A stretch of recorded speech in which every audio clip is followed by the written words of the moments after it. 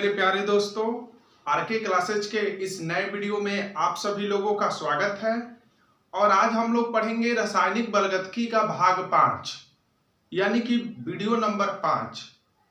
रासायनिक बलगतकी के video number 5 में हम लोगों का टॉपिक का नाम रहेगा रासायनिक अभिक्रिया के वेग पर आंकिक प्रश्न।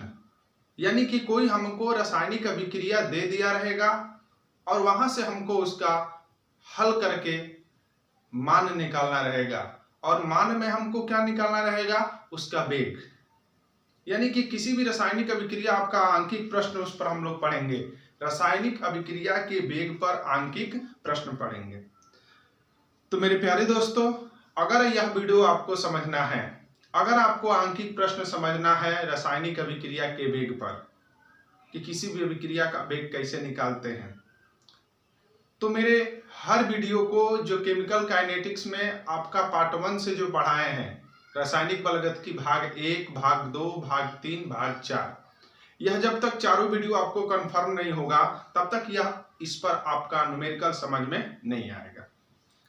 तो मेरे कहने का मतलब यह है कि मेरे बनाए हुए हर वीडियो को अगर आप सीरियल नंबर से देखेंगे तो आपको बहुत अच्छा समझ में आएगा। तो चलिए चालू करते हैं। रासायनिक बलगतकी पर हम लोग न्यूमेरिकल पढ़ते हैं। न्यूमेरिकल किस टाइप का न्यूमेरिकल रहेगा? रासायनिक अभिक्रिया का वेग ज्ञात करने का हमको न्यूमेरिकल रहेगा। तो देखिए, आपके स्क्रीन पर एक क्वेश्चन आएंगे। वह क्वेश्चन आपके 10 सेकंड के लिए क्वेश्चन रहेगा। आपके स्क्रीन पर 10 सेकंड के लिए क्वेश्चन आएगा। आप लोग वीडियो को पॉज करिएगा और पॉज करके उस क्वेश्चन को पहले अपने कॉपी पर नोट करिएगा। ठीक है, चलिए रहिए। देखिए, आपके स्क्रीन पर 10 सेकंड के लिए एक क्वेश्चन आएगा। उस क्वेश्चन को आप लोग नोट करिए। देखिए, क्वेश्चन यही कह रहा है, अभिक्रिया A+2B एरो 3C, अभिक्रिया A+2B एरो 3C के लिए किसी क्षण पर C बनने की दर 10⁻² मोल प्रति लीटर सेकेंड है। तो उसी क्षण A और B की लुप्त होने की दर ज्ञात कीजिए। यानी कि क्वेश्चन क्या कह रहा है, आपके स्क्रीन पर क्वेश्चन यही कह रहा है कि कोई अभिक्रिया है A+2B एरो 2C के लिए किसी क्षण C बनने की दर 10⁻² मोल प्रति लीटर सेकेंड है। तो उसी क्षण A और B लुप्त होने की दर ज्ञात कीजिए। ये क्वेश्चन आपको एलसीडी पर आ चुका है बाबू। क्या है? कोई अभिक्रिया है A+2B एरो 2C। ठीक है, इसमें आपका क्वेश्चन में दिया हुआ है C बनने की दर। जाहिर सी बात है कि C आपका क्या है, उत्पाद है, और A और B आपका क्या है, अभिकारक है। C आपका क्या है, उत्पाद है, यानी कि C बनेगा, और A और B अभिकारक है। यानी कि जितना अभिकारक खत्म होगा, जितना अभिकारक विलुप्त होगा, उतना ही आपका C बनेगा। आपको हमने पीछे के वीडियो में बताया था कि यह जितनी मात्रा कम होंगे उतनी ही मात्रा में आपका उत्पाद बनेगा। ठीक है, यानी कहने का मतलब यह है कि A और B विलुप्त होगा, खत्म होगा, और C हमारा क्या करेगा, बनेगा। तो क्वेश्चन में आपको दिया है कि C बनने की दर, C बनने की दर का मतलब यह हुआ कि डेल्टा C बटा में, माने कि C की सांद्रता में हुआ परिवर्तन और बटा में लगा समय बराबर 10⁻² मोल प्रति लीटर सेकेंड है। ये आपका प्रश्न में दिया हुआ है। यानी कि C बनने की दर, C बनने की दर का मतलब क्या हुआ, C की सांद्रता में हुआ परिवर्तन बटा में लगा समय, इसी को ना कहते हैं C बनने की दर। बोलिए, हमने पीछे के वीडियो में आपको पढ़ा चुके हैं। ये जो क्वेश्चन दिया था उस क्वेश्चन में कह रहा है कि C के बनने की दर कितना है, 10⁻² मोल प्रति लीटर सेकेंड है। तो क्वेश्चन कह रहा है A तथा B के विलुप्त होने की दर ज्ञात कीजिए। अरे यार, आप ये बताइए कि A और B अभिकारक है, विलुप्त होगा कि नहीं होगा, खत्म होगा कि नहीं होगा? तो दोनों की दर पूछा है कि क्या क्या क्वेश्चन में पूछा है, A के विलुप्त होने की दर बताइए, यानी कि विलुप्त होने की दर का मतलब डेल्टा ए बटा में टी। ये क्वेश्चन बताइए। दूसरा क्वेश्चन कहाँ है कि बी के विलुप्त होने की दर बताइए। बी के विलुप्त होने की दर का मतलब बी के सांद्रता में हुआ परिवर्तन बटा में लगा समय, ये बताइए। यही आपका क्वेश्चन कह रहा है। ठीक है, फिर से एक बार रिपीट करते हैं। कोई रासायनिक अभिक्रिया दिया था A + 2B और 2C, उसमें कह रहा है कि C के बनने की दर, C के बनने की दर को हिंदी में ऐसे लिखेंगे, यानी कि C के सांद्रता में हुआ परिवर्तन बटा में लगा समय, इसी को कहते हैं C के बनने की दर। C के बनने की दर कितना है? 10⁻⁻2 मोल प्रति लीटर सेकेंड है। तो क्वेश्चन कह रहा है A तथा B के विलुप्त होने की दर ज्ञात करिए, यानी कि A और B आपका अभिकारक है और ये विलुप्त होगा। विलुप्त होने का मतलब खत्म होगा, समाप्त होगा, यानी कि A के विलुप्त होने की दर को हिंदी में क्या लिखेंगे? डेल्टा A बटा में डेल्टा T। और B के विलुप्त होने की दर यानी कि B की सांद्रता में हुआ परिवर्तन बटा में लगा समय, यही हमको करना है। ठीक है, चलिए हम लोग क्वेश्चन करते हैं। अब आप हमको बताइएगा सूत्र हमारा क्या कहता है। ठीक है, अब इसको यहां पे थोड़ा सा यहां पे लिख दे रहे हैं, यानी कि डेल्टा C बटा में C, इसका वैल्यू कितना दिया हुआ है? 10⁻⁻2। ठीक है, चलिए अब हम लोग करते क्या है, ये और ये वैल्यू निकालना है ना जी। तो सबसे पहले हम लोग सूत्र बनाते हैं कि हमारा सूत्र क्या कहता है। ठीक है, तो देखिए सूत्र बनाने के लिए आपको सबसे अच्छा ट्रिक दिया था हमने, यानी कि इसके इस अभिक्रिया के लिए वेग का सूत्र बताना है। तो V बराबर इसके सांद्रता में हुआ परिवर्तन बटा में समय अंतराल। इसके लिए निकालना बराबर होता है, फिर बराबर B के लिए निकालना है तो B की सांद्रता में हुआ परिवर्तन बटा में समय अंतराल। ठीक है, C के लिए निकालना है तो C की सांद्रता में हुआ परिवर्तन बटा में समय अंतराल। ठीक है, बोलिए। अब देखिए इसका गुणांक 2 है, इसका गुणांक 1 है तो 1 बटा में 1, कोई बात नहीं। इसका गुणांक 2 है तो कितने से भाग देंगे? 2 से। इसका भी गुणांक 2 है तो कितने से भाग देंगे? 2 से। अब आप जानते हैं कि अभिकारक की सांद्रता घटती है, यानी कि अभिकारक के लिए अभिक्रिया का वेग को निगेटिव, यह भी अभिकारक है तो इसके लिए भी निगेटिव, और यह आपका उत्पाद है तो पॉजिटिव। ठीक है, ये हमारा सूत्र बनाना पड़ेगा। इस सूत्र को हमको क्या करना पड़ेगा? बनाना पड़ेगा, तभी आपका क्वेश्चन हल हो पाएगा। ठीक है, ये सूत्र हमने इस अभिक्रिया से बनाया है। अब हमको क्या क्या ज्ञात करना है? डेल्टा A बटा में डेल्टा T, डेल्टा A बटा में डेल्टा T, इसका मान ज्ञात करना है ना। तो देखिए दो प्रतिबंध, यह समीकरण को अगर आप बनाना सीख चुके हैं, पीछे के वीडियो में अच्छे से समझाया था, तो आप देखिए इसका वैल्यू दिया है और इसका वैल्यू पूछ रहा है, तो इस समीकरण को और इसको आपस में बराबर करिए, यानी कि क्या हो जाएगा? डेल्टा A बटा में डेल्टा T, यही ना जी, बराबर 1/2 इंटू इसका वैल्यू दे चुका है। देखिए ये इतने का मान आपका दे चुका है, कितना दिया है? 10⁻⁻2, यही ना जी, कितना मान दिया है इसका? 10⁻⁻2, 10⁻⁻2। तो इसको अगर भाग देंगे तो 0.5 इंटू 10⁻⁻2। ठीक है, ये आपका आ जाएगा मोल प्रति लीटर सेकेंड। ठीक है, यानी कि ये निकल गया आपका, माइनस को इधर भी कर सकते हो आप लोग, यह विकारक का चिन्ह बस ये बता रहा है। ठीक है, मैंने कहने का मतलब यह है कि डेल्टा A बटा में डेल्टा T, यानी कि A के विलुप्त होने की दर हमारा निकल गया कितना? 0.5 इंटू 10⁻⁻2। ठीक है, अब आगे देखिए अगला जो कह रहा है क्वेश्चन, B के भी विलुप्त होने की दर ज्ञात करना है। तो देखिए B के लिए निकालना है तो इसको कंपैरिजन करिए, करें इसको अगर तुलना करेंगे ताकि इसका मान निकालना है ना जी, इसका मान दिया हुआ है तो क्या हो जाएगा? -1/2 डेल्टा बी बटा में delta T is equal to +1/2 delta C बटा में डेल्टा टी।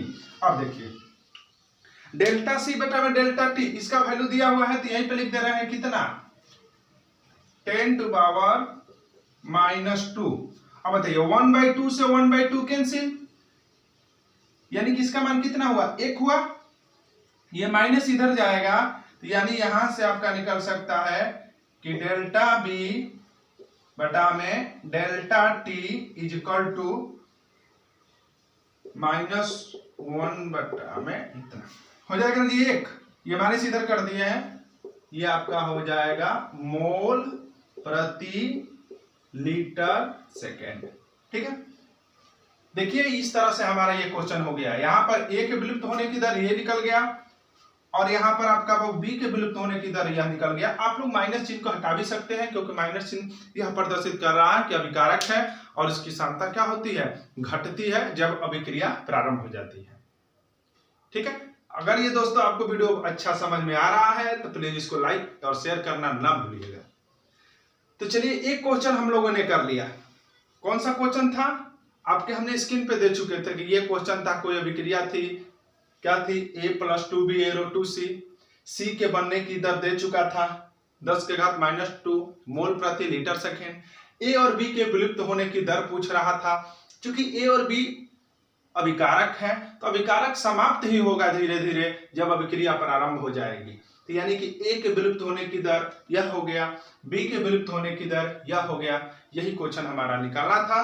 तो हमने सबसे पहले वेग स्थापित कर लिया, वेग निकाल लिया। वेग जिसको नहीं निकालने आएगा उसको क्वेश्चन कदापि नहीं समझ में आएगा। और वेग निकालने का प्रतिबंध हमने पीछे के वीडियो में आपको दे चुके थे। ठीक है, तो चलिए इस क्वेश्चन को आप तब तक नोट करिए। वीडियो को पॉज करके, वीडियो को रोक करके आप लोग नोट कर लीजिए। ठीक है, चलिए मिटा रहे हैं इसको।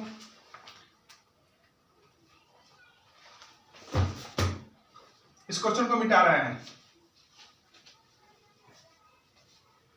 देखिए दूसरा क्वेश्चन जो है, इस पर अभी आपके स्क्रीन पर भी जस्ट शो करेगा कुछ समय के लिए, उसको आप लोग नोट कर लीजिएगा। कॉपी लेकर के, कॉपी पेन लेकर के वीडियो को पढ़िए और देखिए एकदम बहुत अच्छा आपको समझ में आएगा। चलिए दूसरा क्वेश्चन आपके स्क्रीन पर यह रहा है, कोई अभिक्रिया दिया है R⁴P। ये कोई रासायनिक अभिक्रिया आपके स्क्रीन पर शो कर रहा होगा। क्या कर रहा है, R⁴P अभिक्रिया के लिए अभिकारक की सांद्रता, अभिकारक की सांद्रता, यही ना अभिकारक है जी, अभिकारक की सांद्रता कितना रह रहा है, 0.06 मोल है, 0.06 मोल है। यानी कि कोई रासायनिक अभिक्रिया है R⁴P जिसमें अभिकारक की सांद्रता R कितना है, 0.06 मोलर। मोलर का मतलब भाई मोल प्रति लीटर है। यह 20 मिनट में परिवर्तित होकर के 0.02 मोल हो जाता है। यानी कहने का मतलब यह है कि जब समय कुछ नहीं था तो अभिकारक की सांद्रता इतनी थी। 20 मिनट बाद अब इसकी सांद्रता कितनी हो जा रही है, 0.02 मोल हो जा रही है। सुनिएगा बहुत क्वेश्चन ध्यान से। तो क्वेश्चन कह रहा है कि अभिक्रिया के औसत वेग की गणना कीजिए। आपके स्क्रीन पर क्वेश्चन यही ना आ रहा है जी कि कोई अभिक्रिया है R⁴P है जिसमें अभिकारक की सांद्रता 0.06 मोल है। 20 मिनट के बाद इसकी सांद्रता अब 0.02 मोल रह जाती है। तब अभिक्रिया का औसत वेग ज्ञात करिए। यही ना क्वेश्चन है यार। कहने का मतलब क्या है, सोचिए आप लोग खुद। इसकी सांद्रता शुरू में इतना था जब t = 0 था, यानी कि अभिक्रिया प्रारंभ नहीं हुई थी उस समय इसकी सांद्रता इतना था। तो क्या बताइए, जब अभिक्रिया प्रारंभ नहीं हुई है तो क्या उत्पाद हमारा बना होगा, तो नहीं बना होगा, कदापि नहीं बना होगा। ठीक है, तो फिर क्वेश्चन कह रहा है कि 20 मिनट के बाद, माने 20 मिनट तक अभिक्रिया चल चुकी है, 20 मिनट के बाद अब इसकी सांद्रता कितना रह जाती है? 0.04 मोल, यानी कि 0.02 मोल इसकी सांद्रता रह जाती है। यानी कहने का मतलब क्या है कि शुरू में 0.06 मोल थी शुरू में, तब उत्पाद हमारा कुछ नहीं बना होगा। कुछ समय के बाद या 20 मिनट के बाद अब अभिकारक की सांद्रता कितनी बच जाती है? 0.02 मोल बच जाती है। यानी कहने का मतलब यह है कि उत्पाद हमारा 0.04 मोल बन गया है।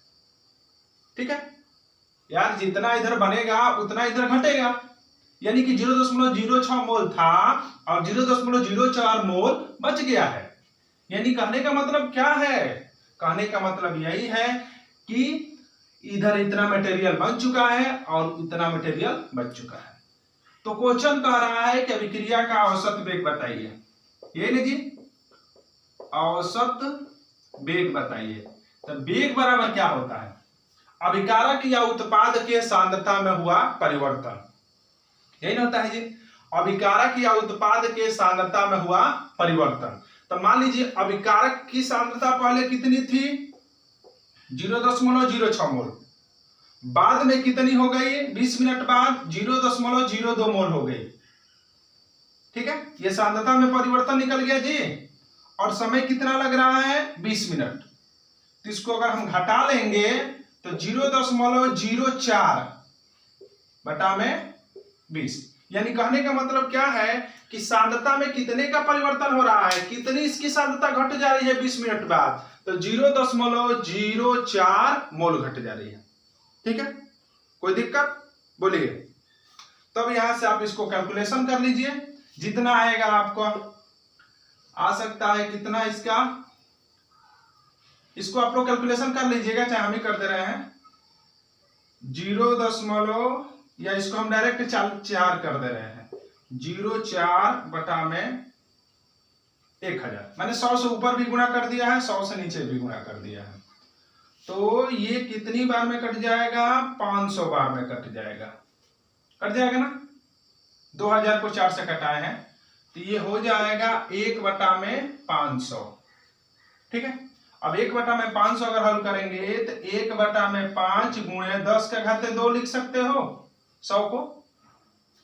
ये ऊपर जाएगा तो 1 बटा में 5 गुणे 10 का घात -2, और 1 बटा में 5 को तुम लोग लिख सकते हो 0.2 गुणे 10 का घात -2 मोल प्रति लीटर सेकेंड आ गया। ठीक है, तो इस तरह से ये आपका क्या हो गया? अभिक्रिया का औसत वेग निकल गया। समझ में अच्छा आया? बहुत इजी क्वेश्चन था बाबू। अभिकारक कोई था? R एरो P था। R की सांद्रता दे चुका था और कह रहा है कि 20 मिनट बाद इसकी सांद्रता कितनी बच जाती है? 0.02 मोल, यानी कि सांद्रता में कितने की कमी आ रही है, कितने का परिवर्तन हो रहा है? 0.04। और सांद्रता में हुआ परिवर्तन बटा में लगा समय, यही हमारा सूत्र होता है अभिक्रिया के वेग का। ठीक है, समझ में अच्छा आया है? इस क्वेश्चन को भी आप नोट कर लीजिए। वीडियो को रोक करके क्वेश्चन नोट कर लिया जाता है। चलिए इस क्वेश्चन को मिटा रहे हैं आप।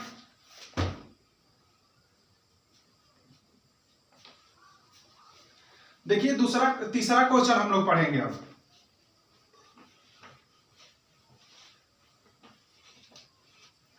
देखिए तीसरा क्वेश्चन जो है आपके एलसीडी पर अभी शो करेगा।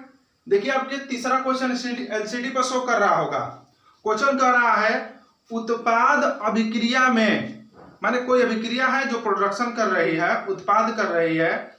उत्पाद अभिक्रिया में A की सांद्रता 20 मिनट में 0.05 मोल प्रति लीटर से घटकर 0.4 मोल प्रति लीटर रह जाती है। तो इस समय अंतराल के लिए अभिक्रिया का औसत वेग की गणना कीजिए। ठीक है, देखिए क्वेश्चन कह रहा है कि कोई अभिक्रिया है और उस अभिक्रिया को क्या नाम दिया है? 2A एरो उत्पाद। ठीक है, कोई अभिक्रिया है जिसका नाम दिया है 2A एरो उत्पाद। और इसके लिए कह रहा है कि 10 मिनट में एक की सांद्रता 0.5 मोल प्रति लीटर से घटकर 0.4 मोल प्रति लीटर रह जाता है। यानी कहने का मतलब यह है कि शुरू में इसकी जो सांद्रता है t बराबर 0, यानी कि समय प्रारंभ नहीं हुआ है, तब इसकी सांद्रता है 0.5 मोल प्रति लीटर। सोचिएगा ध्यान से, क्वेश्चन आपको शो कर रहा होगा कि कोई अभिक्रिया है 2A एरो उत्पाद, ठीक है, जिसमें इसकी जो सांद्रता है, A की सांद्रता शुरू में 0.05 मोल 0.5 मोल है। 10 मिनट के बाद 10 मिनट के बाद इसकी जो सांद्रता है वह कितना रह जाती है? 0.4 मोल प्रति लीटर रह जाती है। यानी कहने का मतलब यह है कि शुरू में इसका 5 था तो इधर कुछ नहीं बना था, 10 मिनट के बाद इधर कितना बन गया है? 0.1 मोल प्रति लीटर बन गया है, ठीक है, 0.1 मोल प्रति लीटर बन गया है। तभी ना इधर बचेगा कितना जी? 0.4 मोल प्रति लीटर। बोलिए, तो कह रहा है कि अभिक्रिया के औसत वेग की गणना कीजिए। फिर एक बार रिपीट कर क्वेश्चन कर दे रहे हैं, आप लोग ध्यान से समझिएगा कि क्या ये जो डाटा लिखे हैं इसी डाटा पर क्वेश्चन आधारित है ना। अभिक्रिया है 2A एरो उत्पाद के लिए A की सांद्रता 10 मिनट में 0.25 मोल प्रति लीटर से घटकर 0.4 मोल प्रति लीटर हो जाता है। अरे यार बात तो वही है, 0.5 मोल प्रति लीटर पहले था, 10 मिनट में घटकर कितना हो जाता है? 0.4 मोल प्रति लीटर हो जाता है। अब आप हमको ये बताइएगा, A की सांद्रता में हुआ परिवर्तन, इसका कितना सांद्रता में परिवर्तन हो रहा है? इसका मतलब क्या हुआ? A की सांद्रता, अब पहले डेल्टा लगा हुआ है तो यानी कि A की सांद्रता में हुआ परिवर्तन। ये क्या है? A की सांद्रता में हुआ परिवर्तन, डेल्टा A बराबर क्या हो जाएगा? पहले सांद्रता कितना था? 0.5, बाद में कितना हो गया? 0.4, यानी कि सांद्रता में कितने का परिवर्तन हो गया? 0.1 मोल प्रति लीटर की सांद्रता में क्या हो गया? परिवर्तन हो गया। हो गया। अब आप कहेंगे औसत वेग, इस अभिक्रिया का औसत वेग कैसे निकालोगे? वेग कैसे निकालोगे? तो सांद्रता में हुआ परिवर्तन बटा में लगा समय अंतराल, यही ना सूत्र होता है जी, सांद्रता में हुआ परिवर्तन बटा में समय अंतराल। लेकिन इसका गुणांक 2 है तो 2 से क्या करेंगे? भाग कर देंगे, और अभिकारक है तो क्या लगा देंगे? माइनस। ये भी जानते हैं माइनस लगे चाहे ना लगे सही बात है। अब आप हमको ये बताइएगा, ये -1/2 A की सांद्रता में हुआ परिवर्तन आप लिखे हैं, कितने का परिवर्तन हो रहा है? 0.1 मोल का। समय कितना लग रहा है? 10 मिनट लग रहा है, यही ना जी? बोलिए, कोई दिक्कत?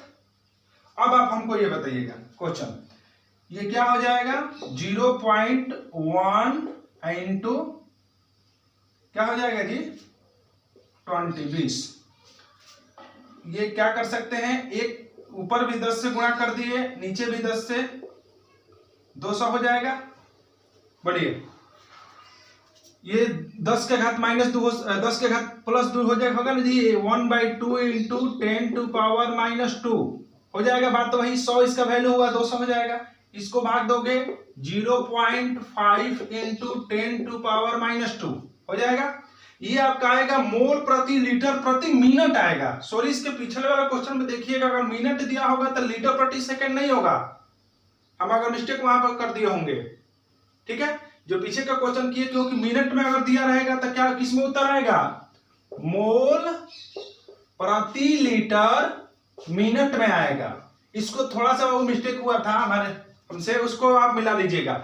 मिनट में दिया था तो हमारा किसमें उत्तर आएगा? मोल प्रति लीटर मिनट, मोल प्रति लीटर मिनट में, ठीक है? सेकंड उसमें जो करा दिए थे उसके लिए सॉरी है, लेकिन आपको समझ में आना चाहिए कैसे जी, ठीक है? इस तरह से दोस्तों हमने इस वीडियो में रासायनिक बलगतिकी पर रासायनिक अभिक्रिया के वेग निकालने के लिए कितने प्रकार के न्यूमेरिकल पढ़ लिए? 3 तरह का न्यूमेरिकल पढ़ लिए। चलिए और एक वीडियो पढ़ाएंगे जिसमें और आपका न्यूमेरिकल कराएंगे इस पर।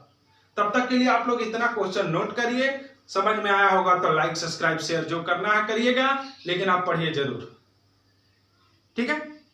और जैसे भी जो भी हम क्वेश्चन आपको एलसीडी पर शो हो रहा है उसको तुरंत कॉपी पर लिख करके और हल करने का विधि समझिएगा, ठीक है।